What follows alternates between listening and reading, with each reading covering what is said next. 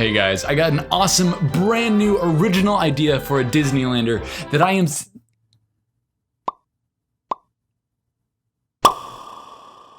Okay. Then I guess Haunted Mansion. This is a cool, spooky ride. But is it better in Disneyland, California, or over at the Magic Kingdom in Florida?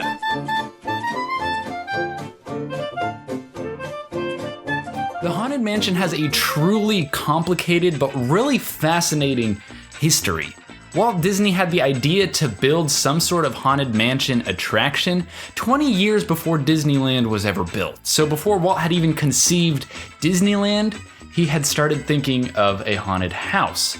Yet when Disneyland opened in 1955, there was still no signs that there would ever be a Haunted Mansion, though Imagineers had started really brainstorming, and they had ideas from a walkthrough attraction with a story that might tie into Pirates of the Caribbean. It went through a lot of different phases. And they actually started constructing the house in 1963. They started building that outward facade in what would become really New Orleans Square. The thing is, they still didn't know what they were gonna put in the house. They started building the house before they knew whether the ride was gonna be a walkthrough or what. They had no idea.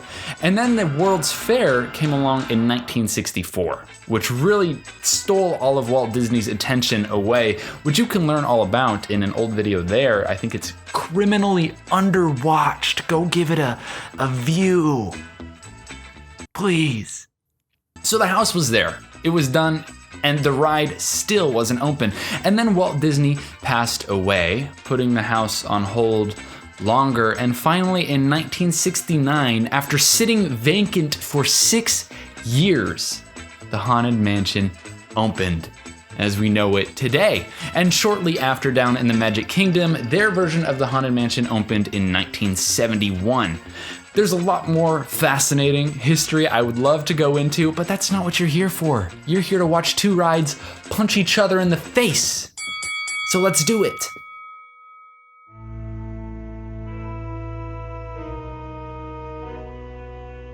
Starting things off with the visual exterior, the facade of the mansion that you approach. In Disneyland, it is this New Orleans antebellum era house, and it's really a stunning house. It doesn't look haunted necessarily from the outside. Walt Disney wanted it to look clean and wanted it to look well kept and didn't want it to clash with the nice clean aesthetics of the rest of the park.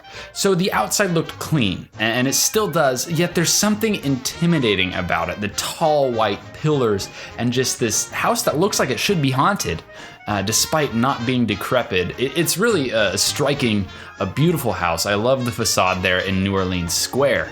In the Magic Kingdom, the ride does not take place in New Orleans Square because there is sadly not a New Orleans Square in the Magic Kingdom. Instead, it's Liberty Square. So the mansion takes on more of this colonial vibe to fit the era of Liberty Square. This mansion looks from the outside more decrepit and haunted than Disneyland's does, though. The bricks are a little washed out, and there's these creepy, scraggly, scrawny trees crawling over the mansion. It looks pretty cool, but I gotta say, I much prefer Disneyland's Haunted Mansion facade. Not to mention, it's the only one in the world. Disney World has a copy of that mansion in Tokyo. Somehow makes it a little less special. I don't know, maybe. But this first point is going to Disneyland for the exterior.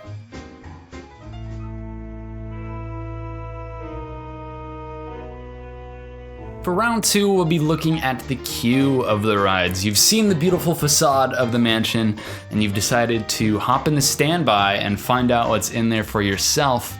In Disneyland, there's a beautiful, era-appropriate New Orleans Gothic garden there. And the landscapers at Disney do great, but especially at the Haunted Mansion, just the plants and the flowers. That garden is beautiful all year round. And you're going through the graveyards, there's the pet cemetery, there's the mausoleums, all with a bunch of puns on them. I don't know who decided that they're gonna put funny jokes on gravestones, but it works really well and it's entertaining. The downside to Disneyland's queue though, a lot of it's on the side of the mansion right there in this concrete plaza with a bunch of switchbacks. Not a very pleasant place to wait in line on a hot sunny day, but it's still a pretty good queue overall. The Magic Kingdom's queue is pretty different. Most of it's sheltered. You know, you get those torrential downpours in Florida, so a lot of their queues are sheltered. And then the queue has these interactive elements, and I think they're a huge plus. Another plus to them, though, is that you can choose to stand in the interactive standby or the normal queue. And the normal queue will usually go a bit faster, but you miss the fun interactive elements. And the interactive elements include a musical big mausoleum grave thing, and you hit all these instruments on the side and keyboards, and it plays different sounds with the Haunted Mansion theme, the Grim Grinning Ghost song, which is totally awesome. Then you got another one of those with a captain's grave, and there's water spraying out of it and bubbles blowing out of it. One of my favorites is this interactive lady. You can't see her. It's just she has a book there, and she'll start saying a poem, and then you can tell her the last rhyming word of the poem. It's like a riddle, and there's of course still puns on gravestones. Now, when I first saw this queue, I was a little put back by it because it's like you picture a graveyard being graves in the dirt, and it's just a lot of concrete and then concrete coming out of it.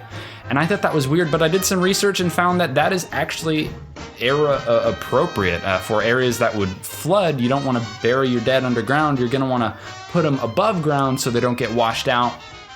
So it's just even more Disney detailing and era appropriateness. Anyways, the Magic Kingdom's queue takes the point for round 2. It is real good. It's real good.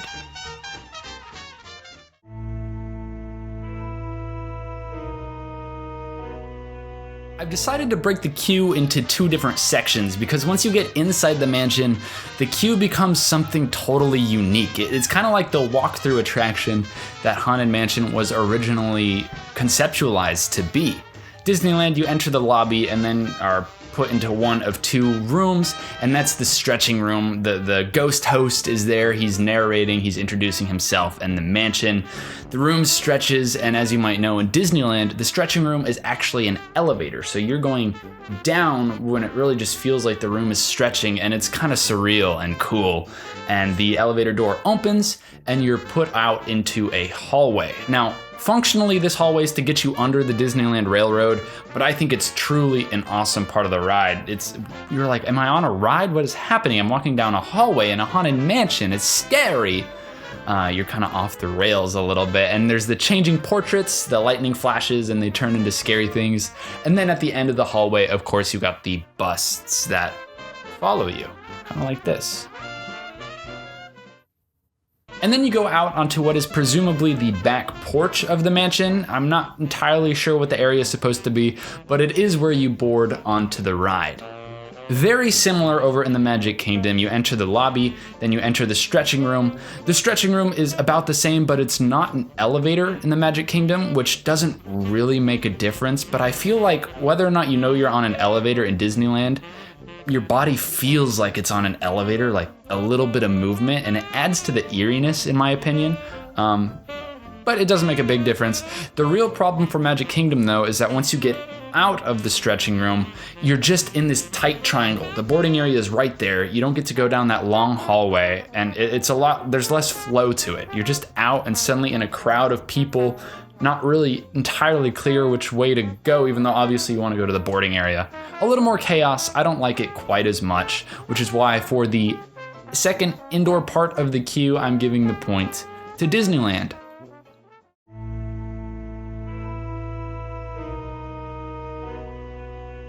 And of course, that brings us to the ride itself. You're all aboard your Doom Buggy.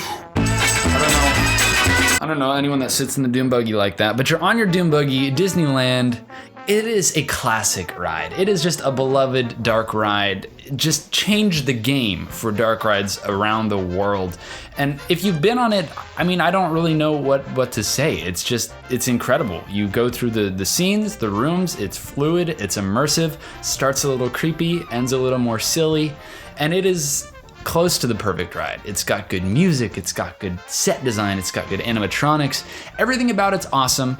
And I could go into details, but I don't really want to pick it apart because the ride is almost the exact same in the Magic Kingdom. In fact, in 1968 or 69, when they were building all of the props and all the animatronics for Disneyland's Haunted Mansion, they made duplicates of just about all of the set pieces, knowing that within a couple years they would open the same ride in the Magic Kingdom. So they are same age, same animatronics. Really, they're the same thing. However, in the Magic Kingdom, there are some additional new rooms tacked on to the beginning of the ride, which are pretty cool. First, when you're in your spin buggy, you're going... I'm sorry. The ride starts out going down the portrait hall with the changing portraits that you walk through after leaving the elevator in Disneyland. So it's kind of surreal, having been to Disneyland so much, to go to Disney World and suddenly be riding while the portraits are there, but that's cool. And then it takes you into the library, which is an awesome new room where there are those busts that follow you around. And the library is awesome. Then you go into this room with this guy playing piano, and you can see just his shadow playing on the ground. Very cool effect there. And then one of my favorite rooms in all of the Haunted Mansion is the stairwell room. It doesn't really make sense. I don't know why it's there, but it's weird, it's surreal. It kind of just taps into that weird atmosphere of the mansion, I suppose. You got stairwells upside down on the side, just stairwells everywhere, mirrors making it look like they go on forever. And then you got these footprints, these lights that just walk up the stairs like a ghost walking upside down. Again, I don't understand it, but I really love it. So for the ride, the whole experience of the ride itself, Magic Kingdom takes the point. You might have noticed we have a tie. And I don't really like having a tie because that's not the point of this series. And I truly, in my heart, do feel like one is better than the other. So I started to think, like, where can I give more points? I considered giving an extra point to Disneyland for having the Hatbox Ghost animatronic, which is awesome, like the coolest prop in the entire ride. But then I heard speculations that Disney World, the Magic Kingdom, will soon be getting a Hatbox Ghost of their own.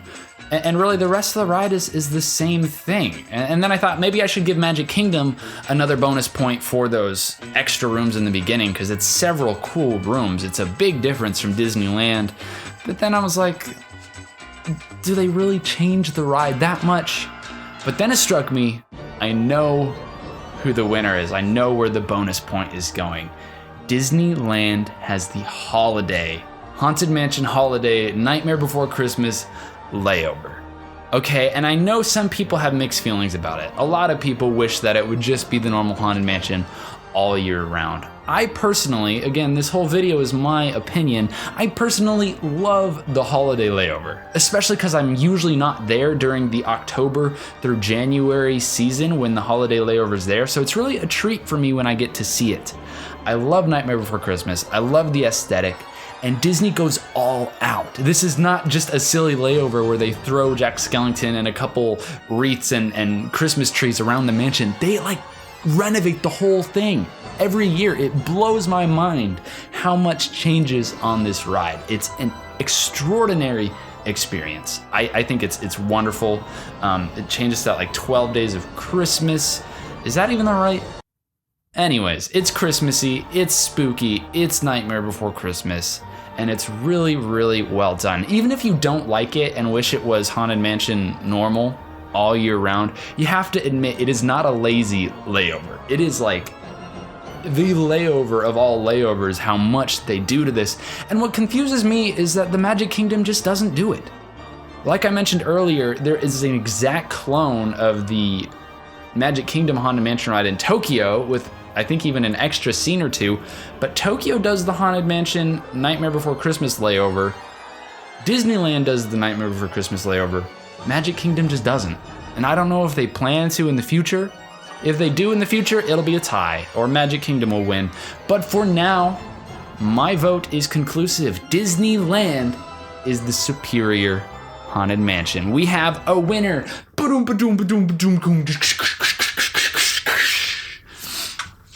That's so stupid. Again, that's just my opinion. and I want to hear your opinion. Which do you think should have won? Tell me in the comments below if you agree or if you hate me. And answer the poll I'm putting right up here, definitively right here in this corner. There's the eye that pops up. I want you to tell me which verses you would like to see next, whether it's another ride or I've considered starting to compare lands like Adventureland versus Adventureland, Tomorrowland versus Tomorrowland, maybe branching out these versus videos a little bit. Obviously you could do that, like, subscribe, stuff that the YouTubers enjoy. But if you just want to like share this to another friend who loves Disneyland, who loves the Haunted Mansion, that's what means the most to me, because I like community. So leave a comment and I'll talk back to you. I like to talk back to you. Woo, 3D. Actually, Disneylander videos coming in 3D later. Thanks again for watching. I will be back with some new videos for you very soon, but until then, help me come up with an outro for this channel.